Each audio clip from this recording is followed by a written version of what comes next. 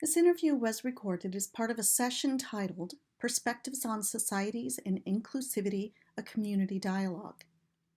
This video was shown in that session at the Federation of Genealogical Societies Conference, held August 21st through 23rd, 2019 in Washington, D.C.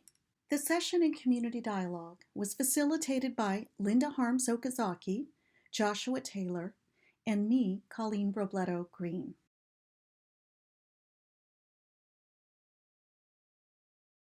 One of the most fundamental ways we can do that is start with yourself, actually, and think about your own location and what you're bringing to the table when you begin in this work.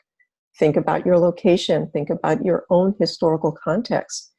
Don't assume that just because the history books are telling you a certain narrative, that your experience is necessarily going to fall neatly into that as well.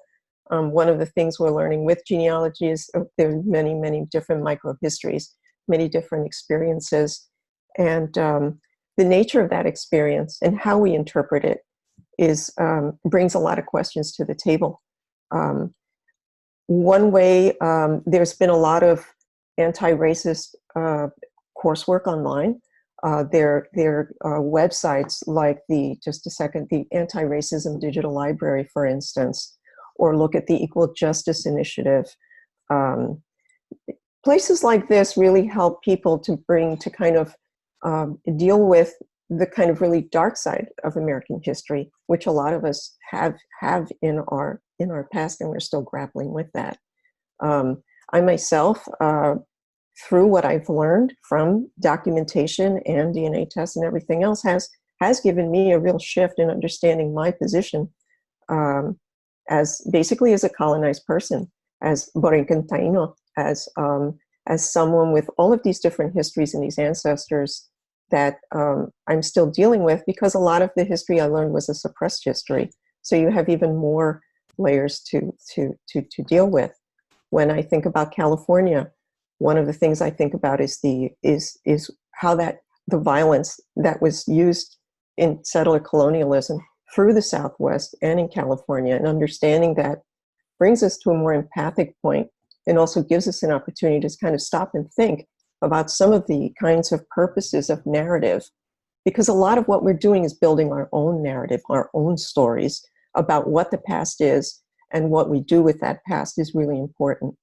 When I looked at the history of the California Genealogical Society, when I looked at the kind of narratives the Genealogical Society told in 1920, it was very shocking, and it was very shocking for even people within the society to grapple with, that it was defined as an organization for white people, like flat out in the little membership booklet. You know, this is something that I think our revulsion or our distaste with learning these things now also points to that we've moved on, but there's still a lot that's left to be done. And the past is not disconnected from the present. So I think that's always a really important thing to ask, a really important thing to weigh. Whose side are you on? What kind of story is being told? What does this mean if it's not just me experiencing this? If this is like, you find out that there's entire groups of people that you belong to, that something has happened. I mean, these are all problems that we can actually bring to the table and share together. Another great organization to think about joining is Coming to the Table. That's probably one of the really one of the first ones I can think of, because there's so many different sides to it. You know, it impacts us culturally, empathically, spiritually. These are not light questions. So I'm really happy to hear that FGS is making an effort to ask these questions, to bring this to the table, because this is the only way this country is going to heal from this.